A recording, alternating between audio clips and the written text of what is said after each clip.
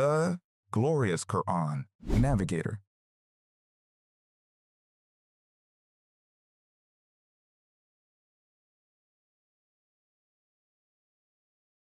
পরম করুণাময় অসীম দয়ালু আল্লাহর নামে আরম্ভ করছি।